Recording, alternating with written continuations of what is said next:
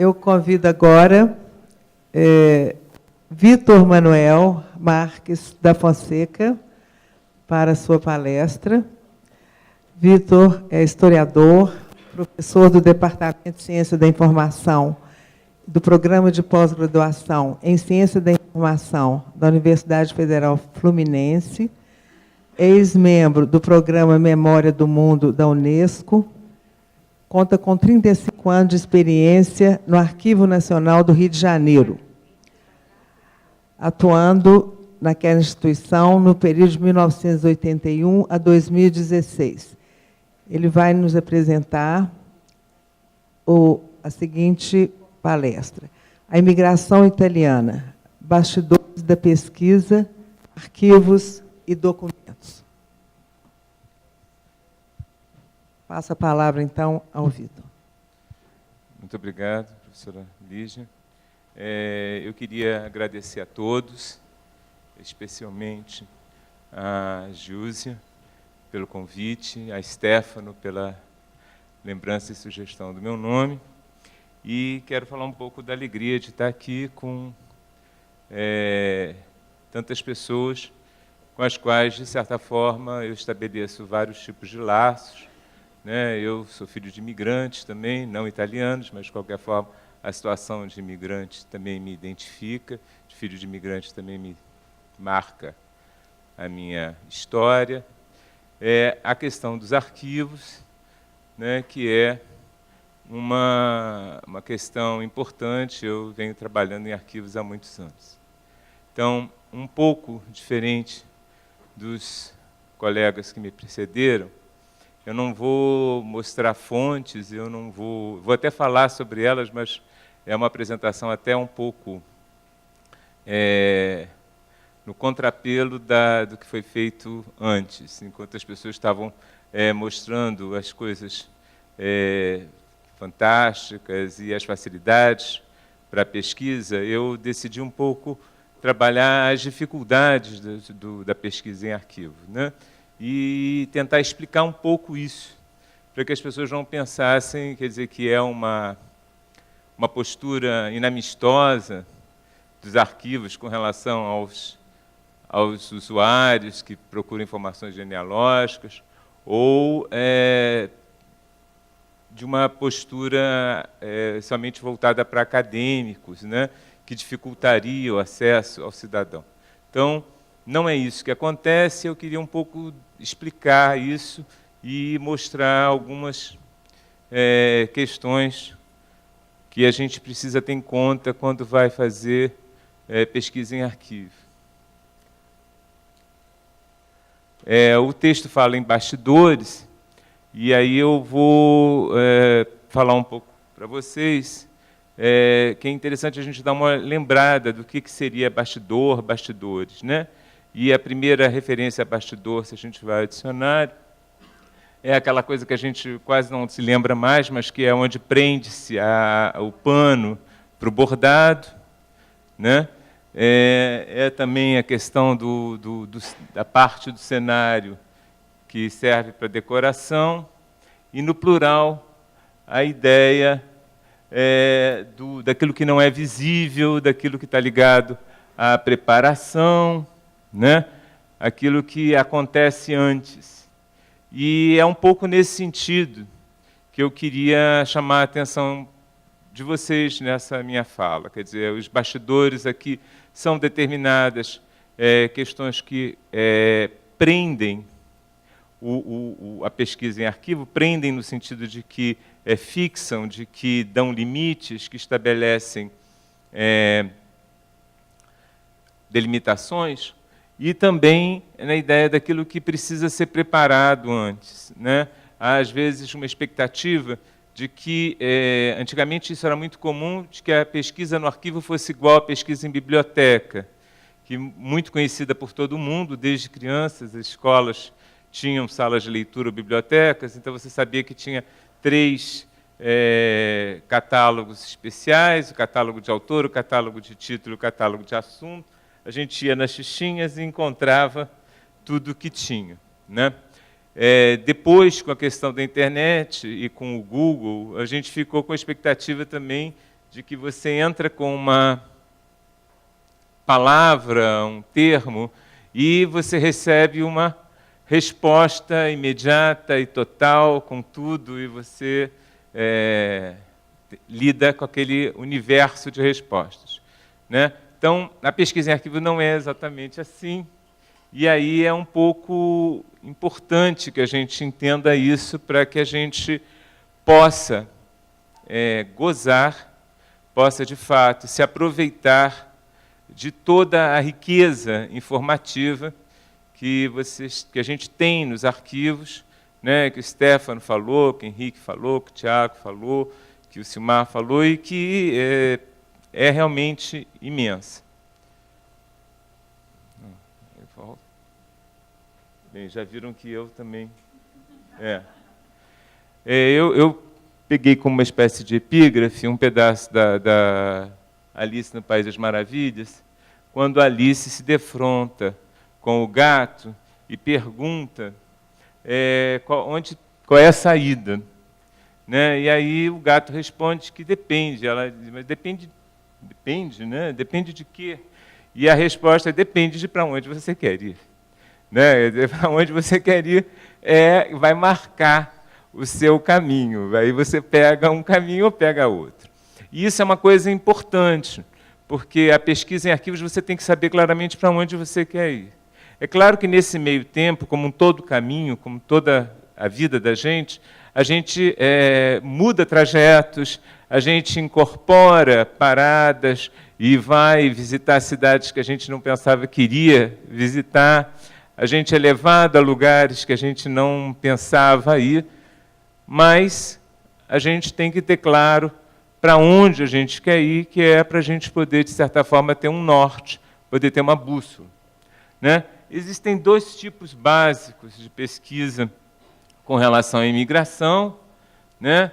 Uma pesquisa que eu diria, na falta de uma melhor definição, uma pesquisa geral, né? A pesquisa geral, quer dizer, poderia ter vários tipos, eu poderia estar distinguindo pesquisa acadêmica, pesquisa genealógica ou pesquisa probatória, mas eu decidi partir de duas questões que não estão nem um pouco preocupadas com a questão da cientificidade nesse sentido.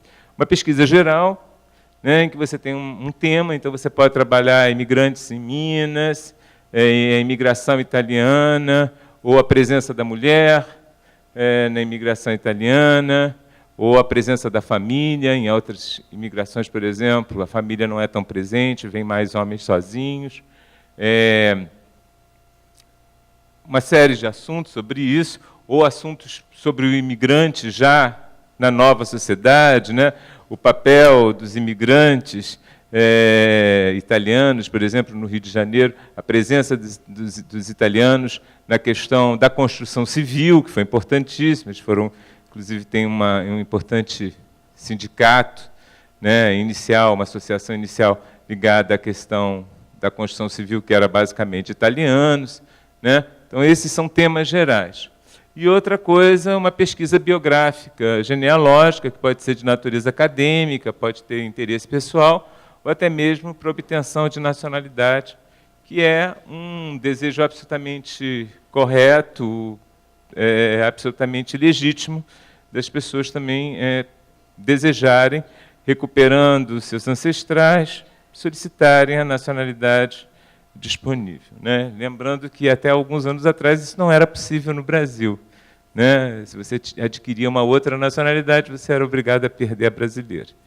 E atualmente isso não existe mais, a gente tem a possibilidade da dupla cidadania. Bem, frequentemente, tanto se você está fazendo uma pesquisa geral, quanto você está fazendo uma pesquisa biográfica, você tem recurso a documentos de mesma natureza. Mas as abordagens têm que ser diferentes e as dimensões, obviamente, também vão ser diferentes. Tá? Para a gente começar a falar de arquivos, é importante entender que os arquivos eles estão organizados em fundos, chamado de fundo. Né? Quando eu estou falando em arquivo aqui, só quero fazer uma distinção. O Stefano ontem primava pelo uso da palavra arquivo no sentido do conjunto documental. Então, arquivo, para ele, era o que a gente hoje aqui vai chamar de fundo, basicamente. Mas eu estou usando aqui arquivo como o que ele chamou ontem instituições arquivísticas. Esse é um problema da área, a gente tem um termo que tem diferentes conceitos, você pode estar falando do conjunto, pode estar falando da instituição. Nesse caso, que eu estou querendo dizer que instituições arquivísticas estão organizadas em fundos. O que são esses fundos? São conjuntos documentais reunidos e acumulados por produtores, né, que reúnem esses documentos, acumulam esses documentos no exercício das suas vidas, no exercício das suas atividades e funções cotidianas. Né? Eles não fazem isso preocupando-se com a pesquisa sobre migração ou sobre qualquer outro tipo de tema, que depois isso vai ser usado, como o próprio Stefano chamou bastante atenção. Né? Ou, então, coleções, que são, normalmente, conjuntos ou de natureza temática, ou por espécie documental, etc. No caso dos fundos, né, que são, em essência, aquilo que caracteriza os arquivos, as instituições arquivísticas, a guarda da documentação, esses conjuntos estão ligados a funções e atividades, né? Muitas vezes eles têm grandes dimensões, dependendo da atividade, da duração do produtor. No caso da Itália, por exemplo, Stefano tem conjuntos documentais que vão do Renascimento até hoje, de um mesmo produtor que mudou de nome, etc., mas que manteve aquela função, aquela atividade, e vem produzindo documentos há vários séculos. Séculos, gente. É muita coisa. Tá? Nem tudo num arquivo vai estar arranjado, descrito integralmente. Né? É muito difícil isso. Embora a expectativa da gente, quando a gente quer alguma coisa, né, que a gente acha que o natural seria que tudo que a gente deseja tivesse ali, ou completamente organizado e descrito, isso não é exatamente assim. Os arquivos não são centros de documentação, por exemplo. Então, a gente não tem um arquivo de imigração. Né? Arquivos, principalmente, instituições arquivísticas, elas reúnem documentos de todos esses, do âmbito que elas são responsáveis.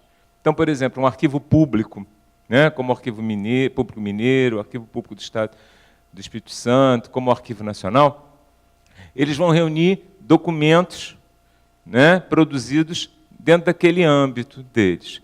Federal, estadual e limitados, né, ilimitados geograficamente, de alguma maneira. Né? O que vai ocorrer? Em que esses conjuntos eles são sobre muitas questões.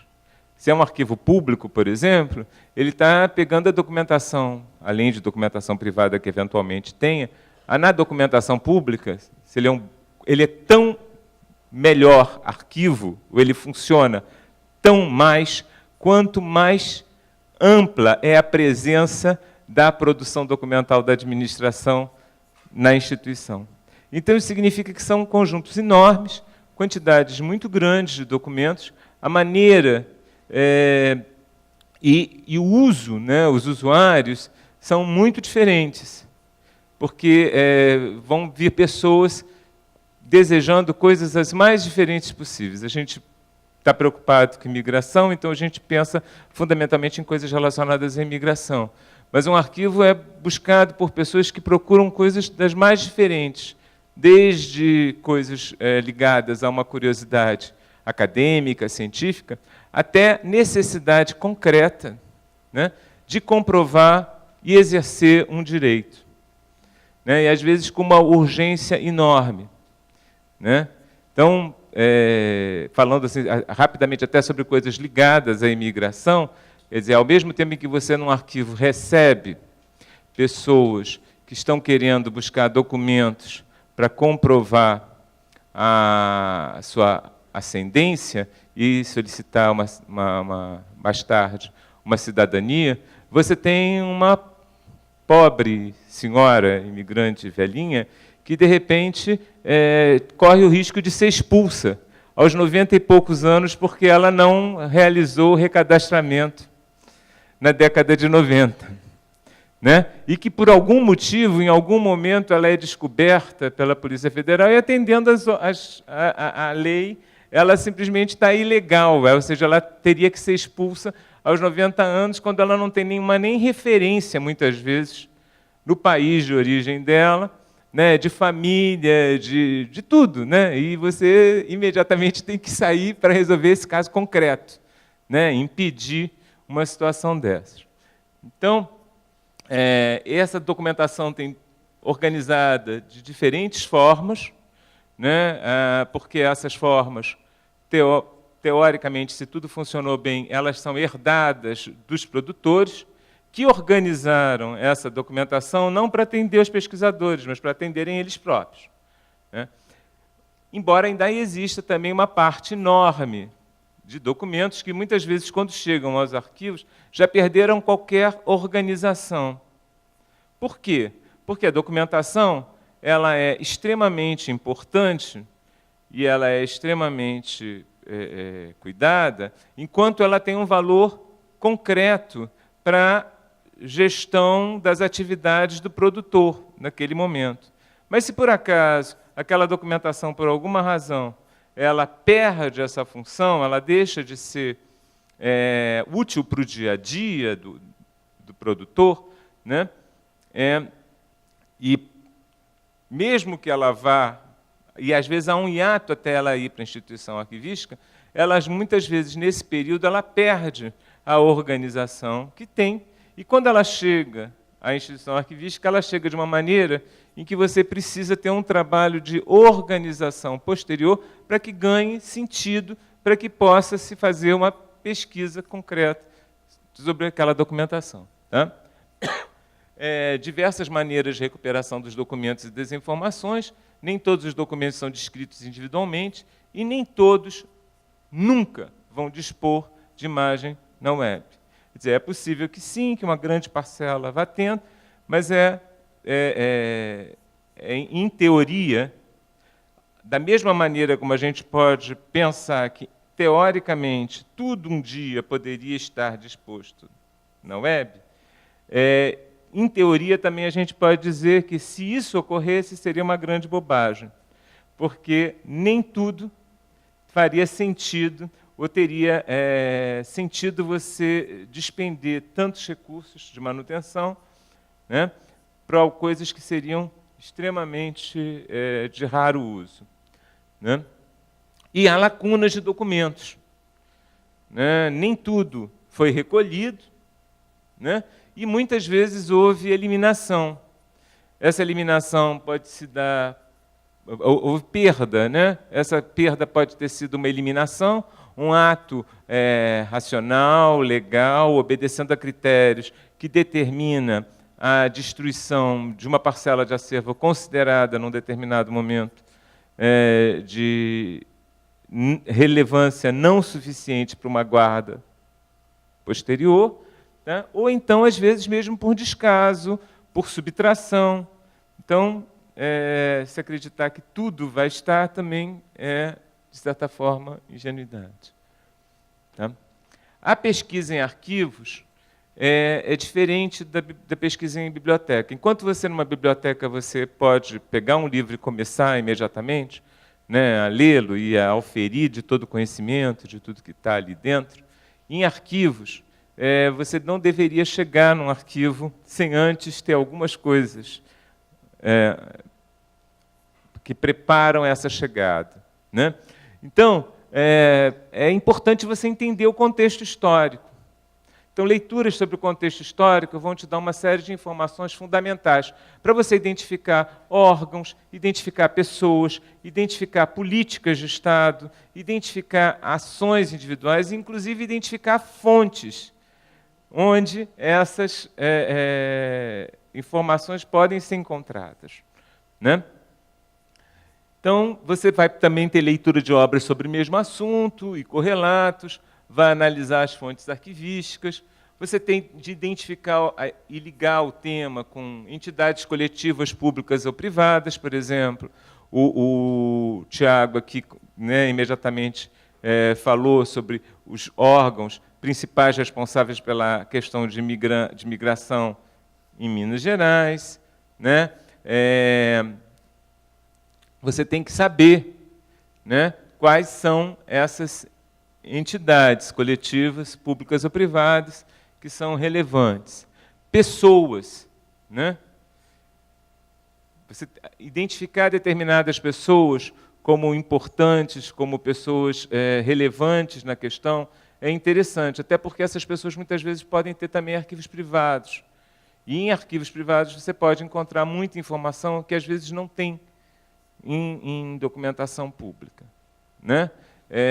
Há um caso concreto, não relativo à imigração, mas só para vocês entenderem, quando a Constituição de 88 ela determinou o pagamento de uma pensão aos antigos soldados da borracha, que durante a guerra foram levados, principalmente do Nordeste para o Amazonas, né, para a busca de borracha, para todo o trabalho da guerra. A Constituição determinou a pensão, mas há um problema concreto. Como comprovar que as pessoas eram soldados da borracha, né? E, no caso, uma comprovação disso, que foi muito difícil, e até o momento você ainda não tem as fontes oficiais reunidas, né, e encontradas, num primeiro momento foi importantíssimo listas de soldados de borracha que haviam sido mantidas por uma pessoa responsável pelo trabalho no seu arquivo privado, né? Um engenheiro que teve uma atuação importantíssima no SENTA, no Serviço Especial de Mobilização de Trabalhadores para a Amazônia, que guardou as listas que passaram por ele, e que nesse arquivo privado você então tinha lá os documentos oficiais que estavam com alguns desses soldados da borracha, né? E famílias, né? Então eu posso identificar, por exemplo, uma família que foi responsável no caso relativo à imigração, foi responsável por trazer colonos para a sua fazenda, promover o trabalho dos imigrantes, etc. Tá? Isso sempre muito ligado às funções e atividades.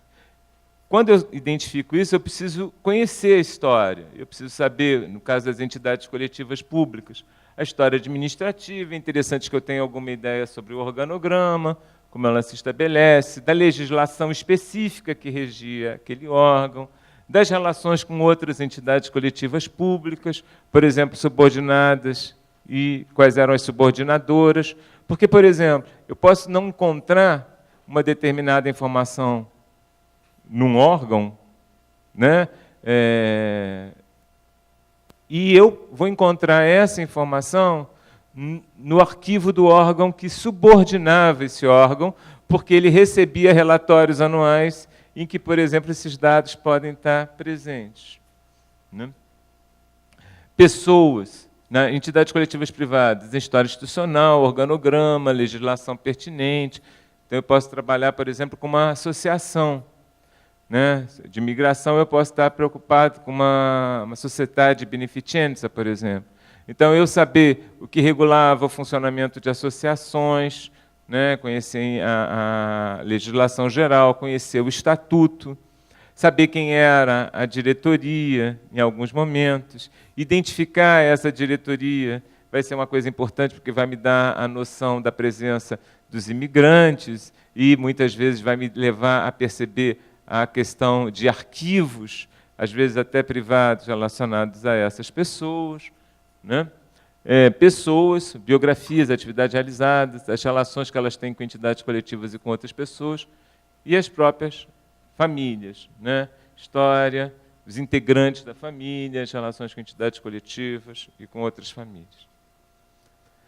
Eu também preciso ter algum domínio de informação básica requerida. Por exemplo, se eu for trabalhar com documentos antigos e manuscritos, eu vou precisar ter rudimentos de paleografia, né? Nós, graças a Deus, ao contrário, por exemplo, dos ancestrais de muitos aqui italianos, que vão ter que trabalhar com documentos medievais, em latim, etc., nós já entramos num período em que a gente vai trabalhar, né? No Brasil, quando a gente está trabalhando com documentos muito antigos, a gente normalmente está trabalhando com documentos final do século XVI, que tem bastante dificuldade.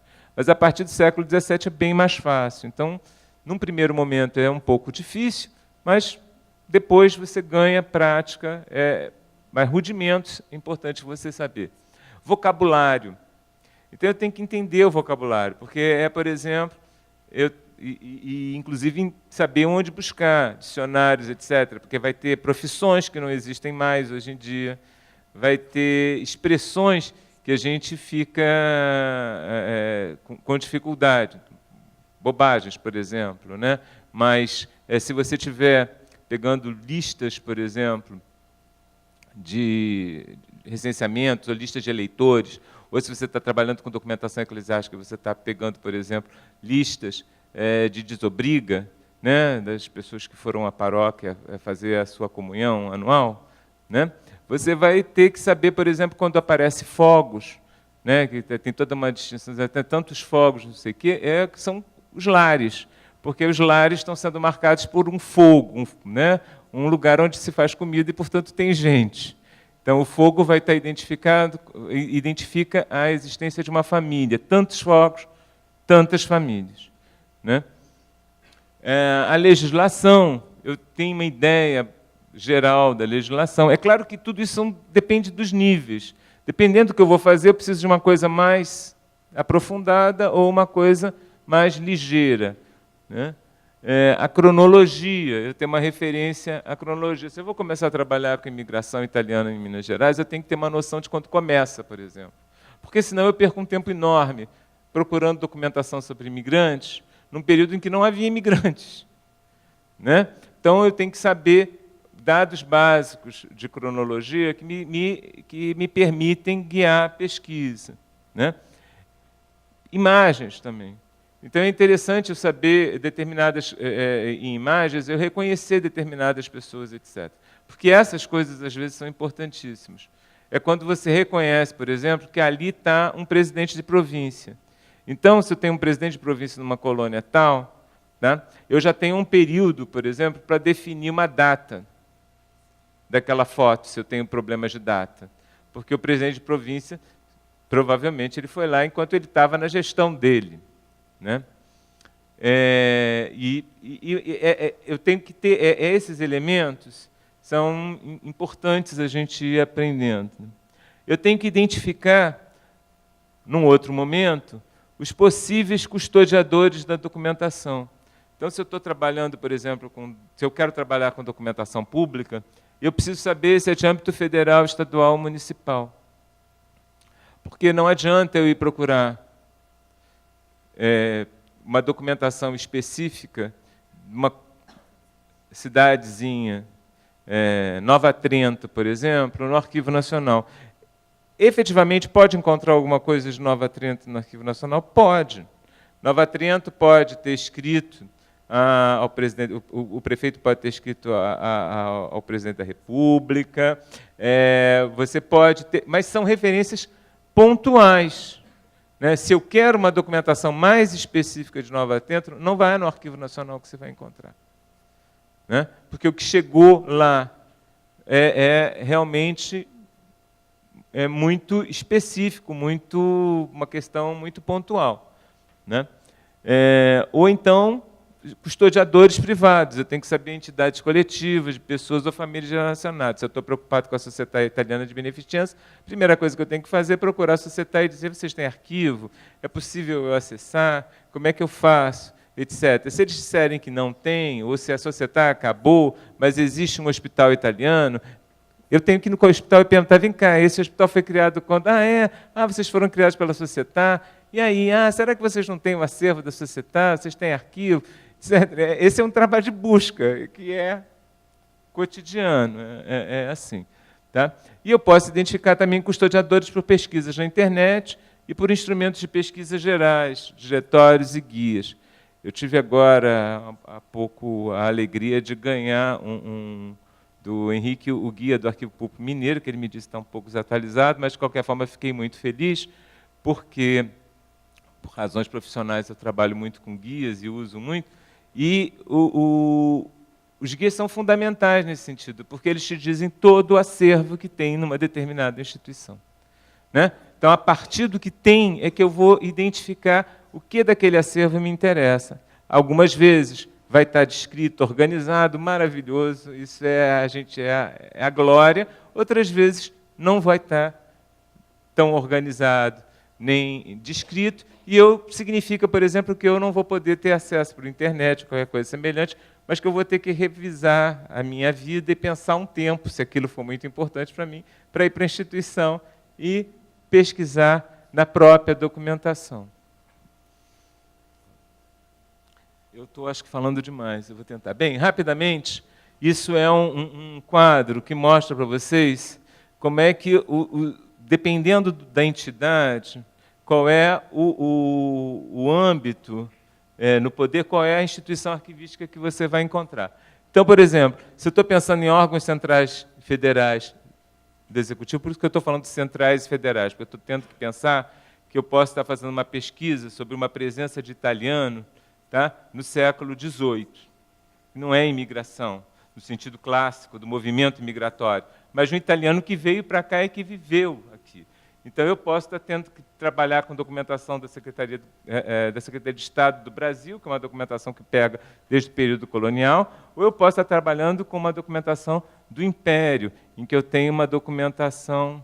Ai, eu estou apavorado. Será que eu estou falando muito rápido, a moça, a tradutora? Ai, que bom. Eu acho o trabalho de vocês incrível, e eu acho que eu, às vezes, me esqueço. E documentação do século XIX, a gente é um império, e você tem uma documentação central, né, do governo central, que não é governo federal, porque a gente só vai ter uma federação depois da República. Então, se é do Executivo, por exemplo, eu posso ter que procurar documentação no Arquivo Nacional, no Itamaraty, mas Exército, Marinha e Aeronáutica, por exemplo, tem arquivos próprios, Itamaraty também. Tá? Então, dependendo do que eu quero ver. Se eu quero estudar, por exemplo, a política de extradição, né, entre Brasil e Itália, que teve diversos acordos, né, e eu quero estudar não o acordo só, mas todas as negociações com relação a isso, eu vou ter que ir para o Itamaraty. Ir para o Arquivo Nacional para isso, você pode encontrar alguma coisa na Presidência da República, dos acordos feitos no período da República, a gente pode encontrar alguma referência, etc. Mas o básico da documentação referente ao acordo de extradição Brasil-Itália está no Itamaraty. Se está aberto ou não é outra questão, mas está lá, entendeu? Porque é lá que ficou essa documentação. Então, dependendo do que a gente quer, a gente tem que procurar. No Legislativo, da mesma maneira, órgãos centrais federais, eu estou pensando no Arquivo do Senado, no Arquivo da Câmara, no Judiciário dos Arquivos dos Tribunais Superiores. Agora, se eu estou trabalhando com órgãos provinciais e estaduais, no Executivo, eu vou ter que procurar no Arquivo Estadual. Se é Minas, Arquivo Público Mineiro. Se é Espírito Santo, é o Arquivo Público do Estado do Espírito Santo. Se é Rio de Janeiro, é o Arquivo Público do Estado do Rio de Janeiro. Se é São Paulo, é o APESP. Né? No Legislativo, eu tenho os arquivos das assembleias estaduais. Muito raramente, algum arquivo de assembleia estadual está em arquivo estadual. Isso não é comum, mas aí ocorre, por exemplo, no Piauí, a documentação do Legislativo era também guardada, até algum tempo atrás, pelo menos, no arquivo público. Mas não é normal, porque como são poderes diferentes, eles têm obrigações diferentes em termos de guarda da documentação. Mesma coisa com relação aos órgãos municipais. Né? O Executivo vai estar nos arquivos, o Legislativo na Câmara. Tá? Agora, se eu for trabalhar com entidades coletivas privadas, com pessoas, com famílias, com arquivos disso, eles podem estar na mão dessas próprias entidades, né? Podem estar na mão de instituições privadas e podem estar também nas instituições arquivísticas públicas, que muitas vezes recebem doação. Inclusive, eu acho essa uma questão interessante, porque eu percebo que muitas vezes as pessoas têm uma documentação e gostariam que essa sua documentação fosse, inclusive, disponibilizada para todo mundo. Os arquivos públicos, eles são um bom lugar para essa guarda. Né? São instituições que têm uma tradição de guarda, de acesso, e que podem ser um bom endereço para a guarda de uma documentação privada que, porventura, se fique complicado manter ou se deseje partilhar. Bem, voltou para trás? Não. Ah, tá. Então, eu preciso, na pesquisa geral, entender qual é o período, definir o local. Na pesquisa biográfica, eu tenho que ter dados de nascimento e morte, pelo menos aproximadamente. Né? Muitas vezes não tenho, né? Mas eu tenho que ter pelo menos uma ideia de que, olha, se meu bisavô esteve no casamento da minha avó, porque ela diz isso, e minha avó casa em 1928, meu avô estava vivo até 1928. Entendeu? São lógicas bobas, mas que a gente esquece de fazer. Né? Locais de nascimento, morte e residência. Né?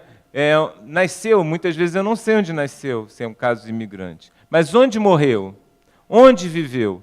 Tá? Porque onde morreu e onde viveu, você vai encontrar referências a essas pessoas, né, nas atividades normais que elas têm que fazer como cidadãos, vivos ou mortos. Né? Os mortos também são enterrados. Ao ser enterrados, eles precisam registrar uma certidão de óbito em que é definido onde você nasceu, né, quem são, se deixa herdeiros, etc. etc. Né? Eu reúno essas informações, tanto em termos da pesquisa geral, né, quanto a pesquisa biográfica. No caso dos nomes no caso dos nomes, no caso das pessoas, eu queria chamar a atenção de algumas coisas. Primeiro, o nome, ele pode ter sido grafado errado ou mudado. Né? Isso é muito comum. Tá? E, do ponto de vista, o que o Silmar faz em termos de reunir essas informações e dar o nome correto, etc., isso é um trabalho super interessante, que é extremamente útil, mas que, do ponto de vista do documento oficial que o arquivo pode emitir, não vai ocorrer. Você vai manter o nome tal como apareceu. Eu não posso alterar isso. Então, a gente tem que saber que pode. Então, pensar que nomes com CH podem ter sido transformados com Q, que os nomes podem ter sido transformados, porque, por exemplo, os italianos, muito comumente, quando chegavam, eles se identificavam pela tradição do nome de família seguido do prenome. Quando nós não fazemos isso, a nossa tradição de origem portuguesa é a gente falar prenome e depois o sobrenome. Então, eu sou Vitor Fonseca, e normalmente eu não me apresento como Fonseca Vitor, mas quando as pessoas chegavam aqui e diziam que eram Portinari Luigi, muitas vezes se criava a família Luigi, né? Porque era a maneira de ler, achava-se que Portinari era o prenome. Né? Fora outras coisas que eram não entendimento. E centenas de pessoas, e muitas vezes um funcionário nem sempre tão atento, ou nem sempre tão preparado, ou também cansado. Então, você vai mudar. A busca de nomes nas certidões dos ascendentes é uma coisa importante que às vezes as pessoas esquecem. Já houve casos, já atendi colega assim, de universidade, doutor como eu, né, assim, pós-doutor, e aí o cara chega e diz assim, olha, eu queria que você me ajudasse, meu bisavô veio da Itália. Eu falei, tá, reúne as informações, a gente pode tentar te explicar como fazer a pesquisa no arquivo.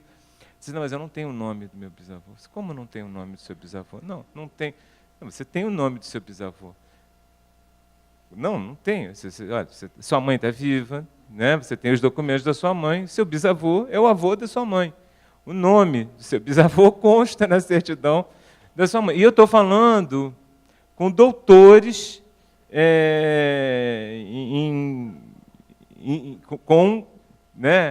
com especialização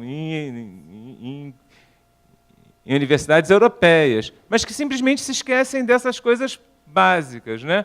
Porque nunca pensaram nessas coisas como uma estrutura de informação, né, em que você sempre tem que manter isso e que esquece, né?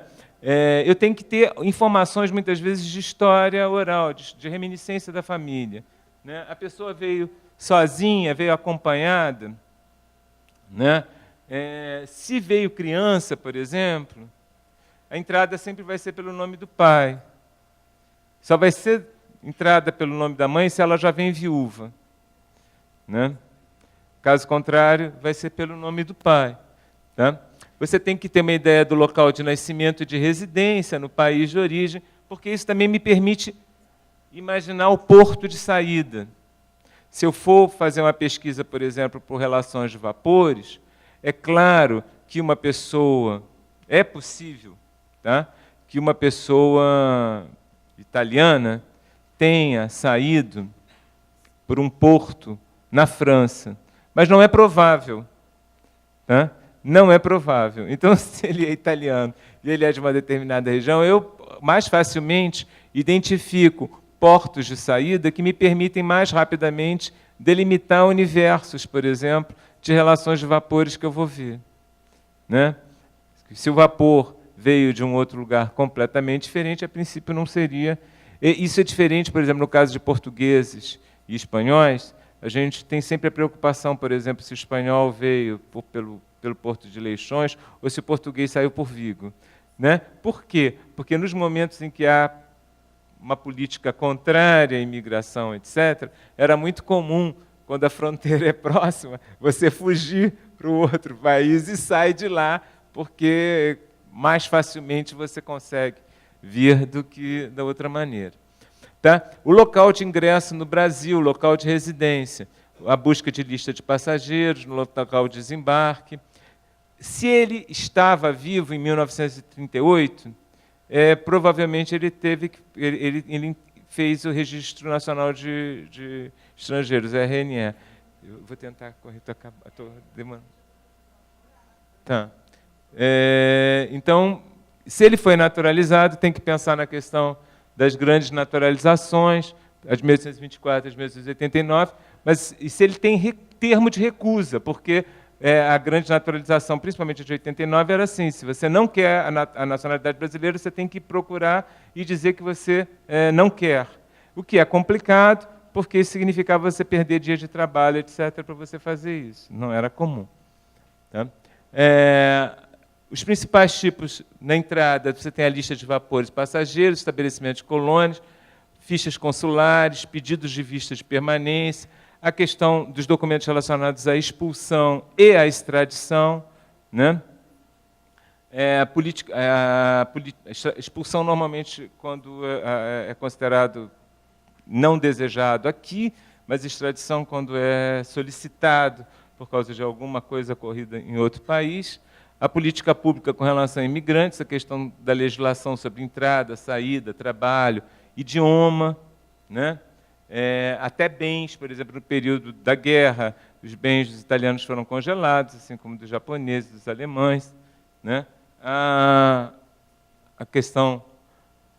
E documentos de vida civil, que a gente não pode esquecer que os imigrantes, eles assumem uma vida civil, eles têm uma vida aqui, né? Em que eles não necessariamente são imigrantes, eles são habitantes do país, eles são pessoas que podem não ter normalmente ser cidadão no sentido de votar, mas são cidadãos enquanto pessoas com os direitos civis, na posse de direitos civis. Então, eles se registram como estrangeiros, eles casam, eles morrem, eles têm naturalizações em termos de naturalização, eles têm registros de empresas. Se eu quiser estudar capital italiano, por exemplo, eu tenho que pensar nos registros de empresas, nas juntas comerciais e tudo mais. Os documentos cartorários, procurações, escrituras de compra e venda, contratos, testamentos, criação e funcionamento de associações estão basicamente em documentos cartorários, muitas vezes presentes nos arquivos públicos, né?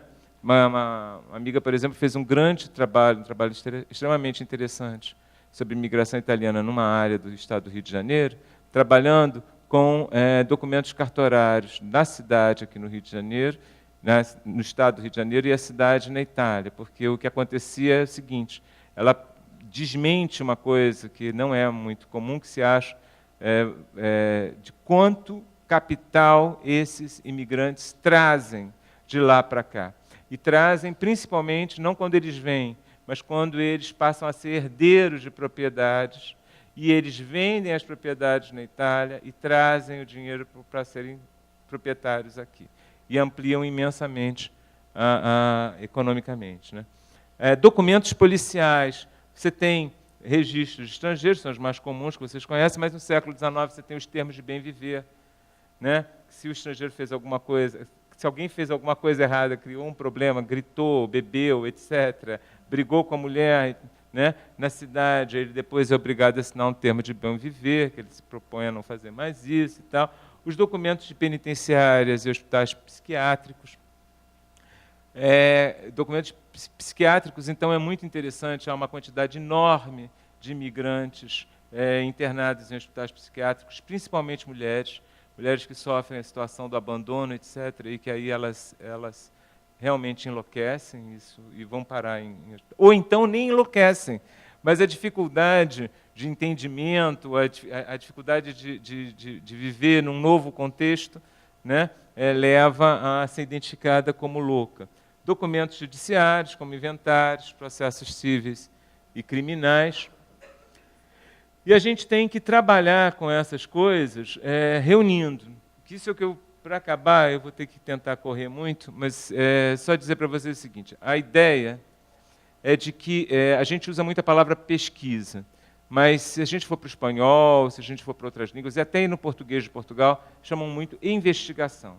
E o que é a ideia da investigação? A ideia da investigação para a gente ficou como a ideia da investigação policial.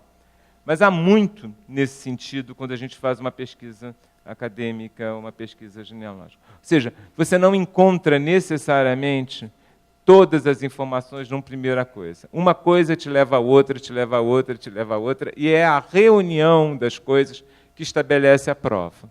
Tá? Então, não pensar que necessariamente a gente imediatamente encontra um documento que resolve a vida. Não é assim. Tá?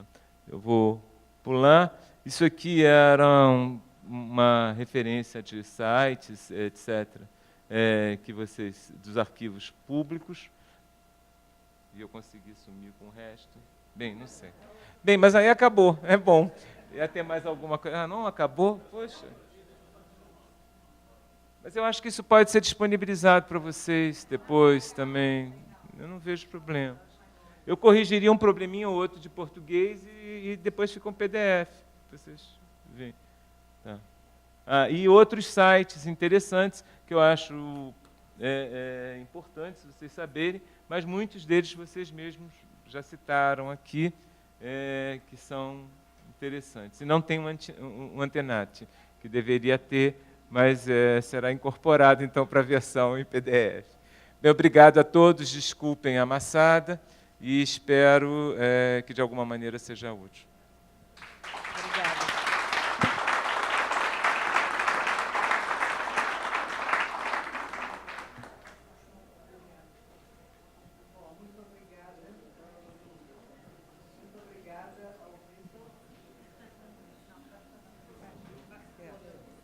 Bom, muito obrigada ao Vitor por essa sua excelente contribuição sobre um outro olhar, né, em relação aos às outras contribuições, que é, no caso, nos ensinando a pesquisar em arquivos, né, a sermos investigadores e detetives. Eu adoro falar que eu sou detetive.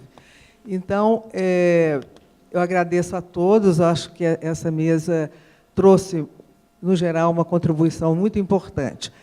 E eu gostaria de pedir só um minuto, seria um pouco mais, mas, dado o adiantado da hora, eu só queria registrar aqui a importância de se pensar em acervos de documentos orais. Fiquei, inclusive, muito feliz de saber que já tem, no Museu do Imigrante tem alguma coisa, no Espírito Santo também tem alguma coisa, na medida em que esses documentos orais, eles complementam e preenchem lacunas dos documentos escritos e trazem um aspecto subjetivo desses processos de imigração, que é justamente como essas pessoas viveram esse processo, como elas vivenciaram, como saíram, por que saíram, como chegaram, como se adaptaram, como todo o aspecto subjetivo desse importante processo, que é, então, um tema, né? Já existem alguns, né? Na Itália, o Memoro, na Inglaterra, temos o Oral History Collection, que está abrigada na British